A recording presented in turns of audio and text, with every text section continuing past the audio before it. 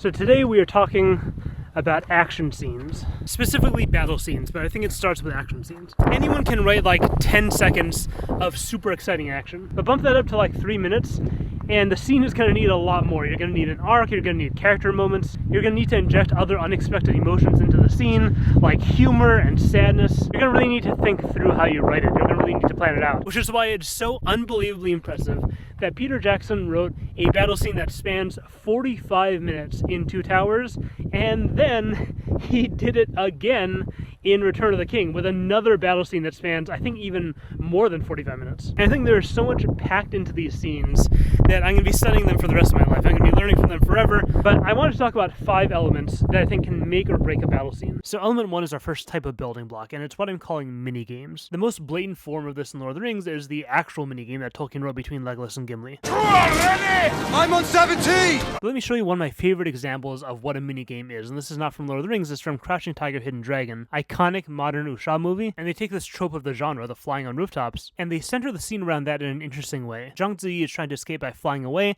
and Michelle Yeoh's whole goal is to keep her on the ground. And we see her working on this minigame in a huge variety of ways. Grabbing her on the ground when she's about to take off, grabbing her out of the air when she's airborne, throwing something at her when she's airborne, getting above her so she can't take off, aiming downward attacks at her. So writing-wise, the ingredients here: 1, a simple goal that is different from just winning the fight, hurting the enemy. Here, it's completely different than that. Common example is trying to protect a person or protect an object. Trying to transport an object is another common one. 2, this goal should give your character an opportunity to be creative. We want to see the character work out an interesting solution on the spot that shows how cool they are, how strong they are, how skilled. 3, the goal also gives an opportunity to express personality. And the 4th rule here is a contained time frame. Ideas like this are usually interesting for like 15 seconds to 2 minutes, and that's about it. These scenes should shine and then quickly extinguish so we can move on to the next interesting thing. More examples of minigames in both Lord of the Rings battle scenes. Throwing Gimli, love this one. Very simple goal that's not just winning, and the solution is creative, and we get a lot of personality here. The ladders. Here's the first time we see creativity from the enemy. Not like super creative, it's pretty straightforward, but the point is this is different from the fighting. We're not just seeing people smack each other. Visually, this is cool, it's different, it's interesting, and that's really all we need. And then we get all 3 of our characters' takes on solving this problem. We got Legolas, we got Gimli,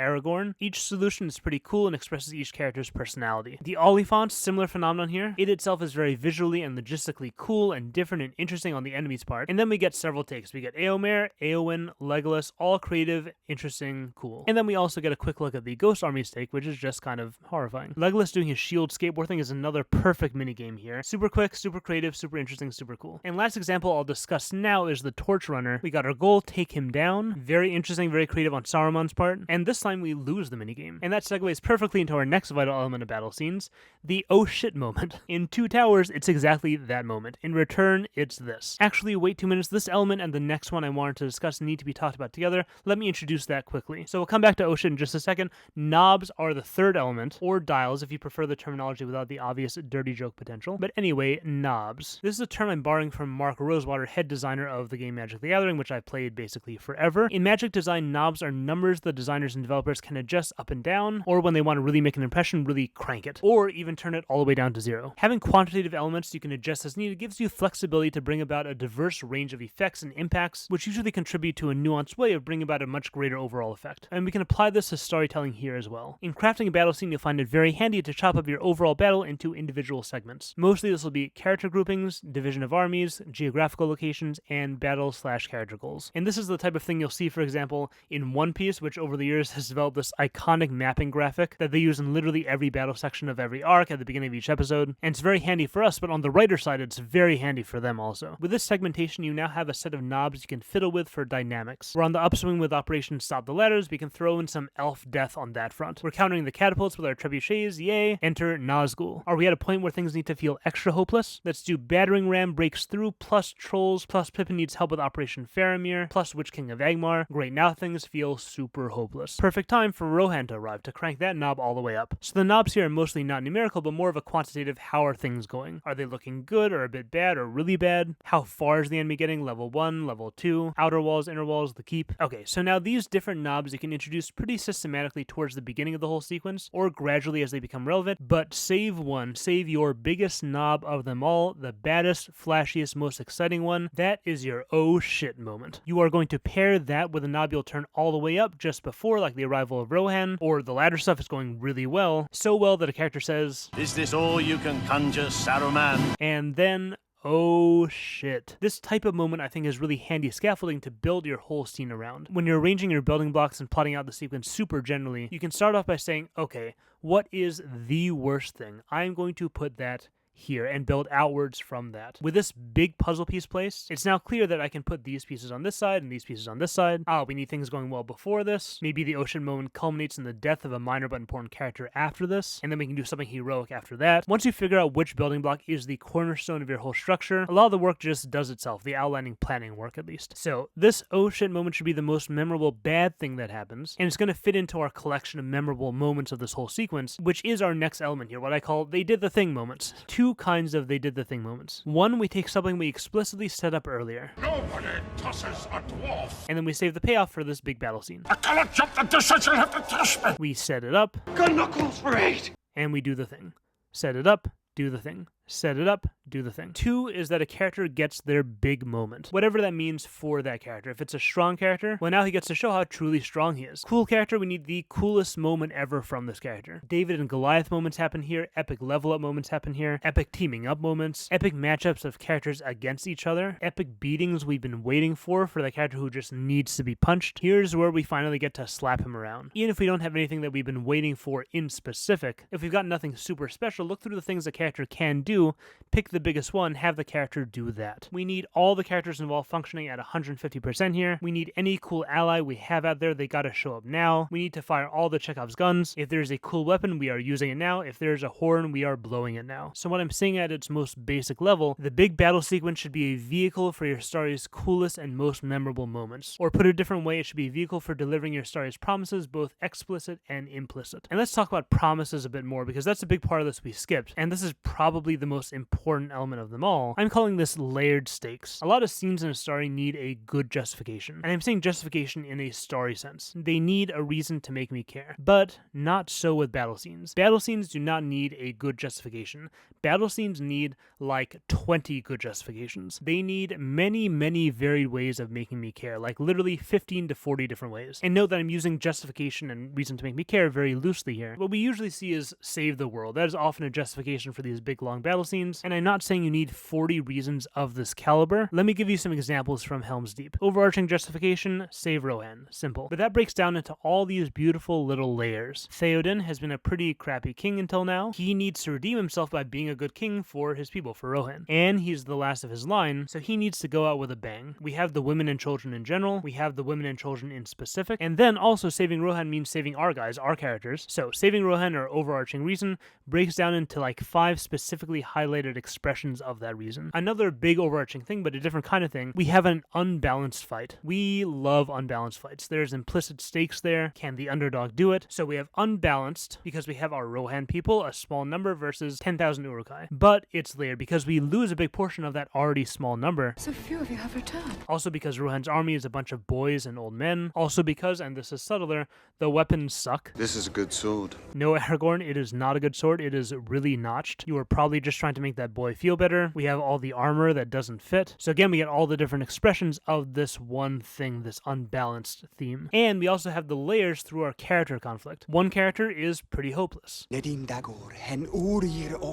Another character is very hopeful. There's always hope. So that itself is stakes. We want to know if Aragorn is right here. And speaking of characters, just a small point here, each of these is a different stake because we care about each one of them individually. And therefore we have this opportunity to emphasize different particulars that make us care. Things like Aragorn and Eowyn's relationship. We want that to survive. The elf and dwarf friendship. Theoden and his legacy. Haldir and the elves, are we going to see some good karma for them for the good deed that they did? Nope, not really. Another overarching stake, Helm's Deep itself. We don't leave it at Helm's Deep is pretty strong, but is it strong enough? No, we layer it. On the one hand, impregnable. But on the other hand, chemistry. On the third hand, does fortification even matter with so few men? And here we have more layers of should Theoden have called for aid? Should he have asked Gondor for help? But then we also get the elves. so maybe that's enough. And hey look, that's enough for one of our hopeless characters, Legolas. He's now on Team Hopeful. And also Gandalf and Éomer, but we've forgotten about them by the time of the battle. But still, speaking of Gandalf, we have on a character level, Theoden is told twice not to go to Helm's Deep by Gandalf and Aragorn, and he doesn't listen. So now once again, we got a who was right situation. Theoden or Gandalf and Aragorn. So take your big battle sequence and invest it with big general overarching stakes. Within those, highlight 5 to 10 more zoomed in angles to view each of those stakes from. Saruman is a threat. Quantitatively, 10,000 orcs. Qualitatively, new breed of orcs, bigger and stronger. Weapons, he has gunpowder. Alliances, Saruman is allied with our big bad, with Sauron. He's also allied with an insider, Wormtongue, who feeds him vital intel. And I want to point out something as well about the pacing here in developing these stakes. There's a set of stakes that we actually resolve before the battle starts. Part of things getting worse is Aragorn dying. Now it's really imbalanced. We lost our best guy, but then we resolve that. Also, we have the Fellowship is in conflict with each other, and then that's resolved. Also, the kids and the mom, and then that's resolved. And this is fine. This is part of the dynamics. We're getting more and more hopeless, but we do have a swell of hope right before the battle starts. So a lot of these stakes are layered chronologically as well. Also, just to point this out, another weird thing with the pacing here. Look at this particular stake. When we set this up, we make this promise. Women of this country learned long ago.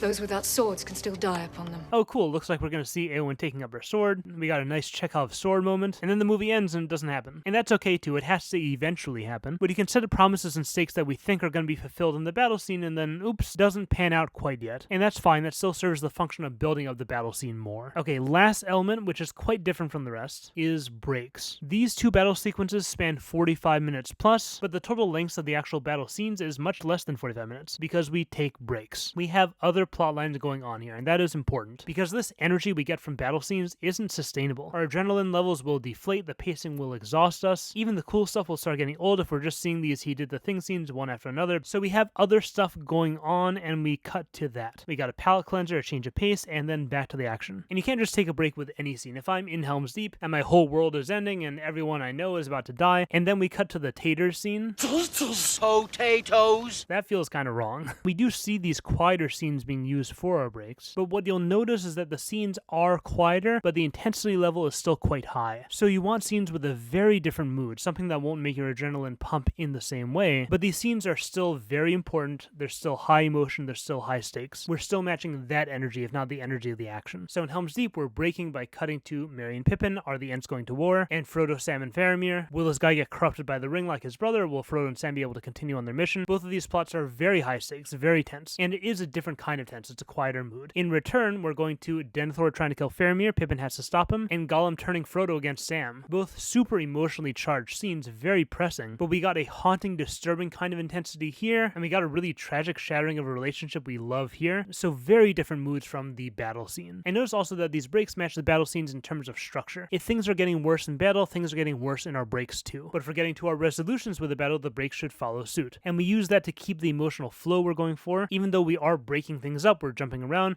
emotionally, we're not breaking anything up. We are right on track, and it is a single track. And last point about this element, these cutaway scenes are breaks from the main event, which is the battle. The battle and all the elements related to that have to feel like the most important thing going on. We cannot let anything we cut away to overshadow the battle. No, it's Helm's Deep, it's Minas Tirith, it's Pelennor Fields, where we're going to see the highest stakes, the biggest emotions, the biggest moments. You gotta keep your eye fixed on that. So, on that note, if you'll notice, there's a single factor tying almost all of this together. And I'm not calling it a separate element here because it's more than that. It's the basis for these elements. And that factor is setting. In most scenes, it's nice when you can incorporate setting into what's going on somehow. In great battle scenes, settings will often play a defining role. They may even be the most standout feature of the scene. And that's because they are the container for all of these different elements we discussed. Helm's Deep, the setting is what generates the stakes. It's impregnable, it has one weakness. We have the whole structure with the ladders, climbing the different walls. We have the women and children we're protecting at the very back. The setting is what generates a lot of the mini-games. Like I mentioned before, the ladders, we have throwing Gimli, Legolas on the stairs, the final charge. And then in Minas Tirith, we also get the stakes from the multi-level arrangement. But here we also get something else that we haven't really talked about at all. Here what I'd say the primary use of setting is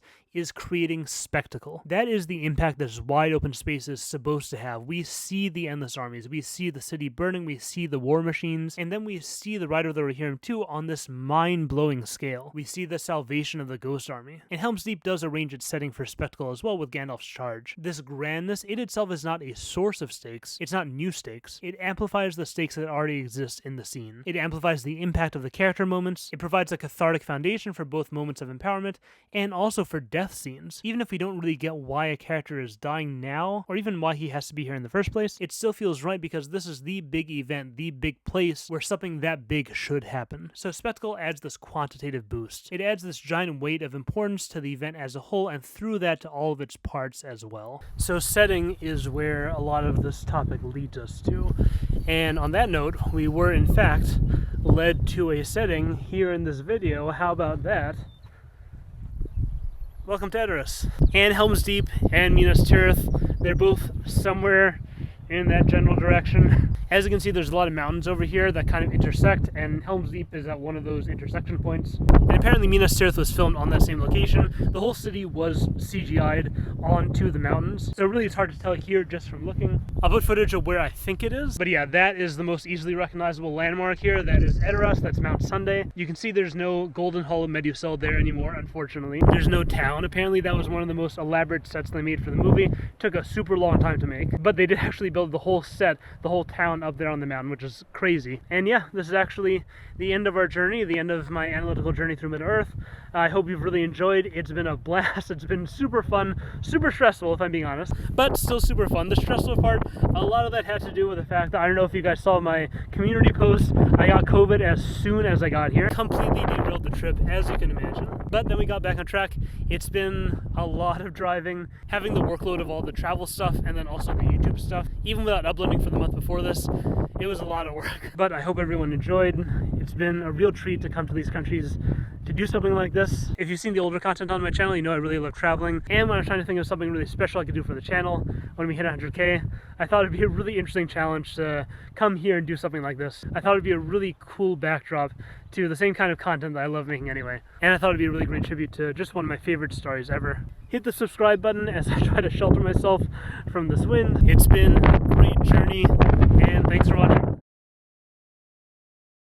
So actually disregard that about the ending. I changed my mind. There's another big idea that I want to talk about. So I'm going to do one more video. I think it's going to be an important one, so stay tuned for that next Sunday.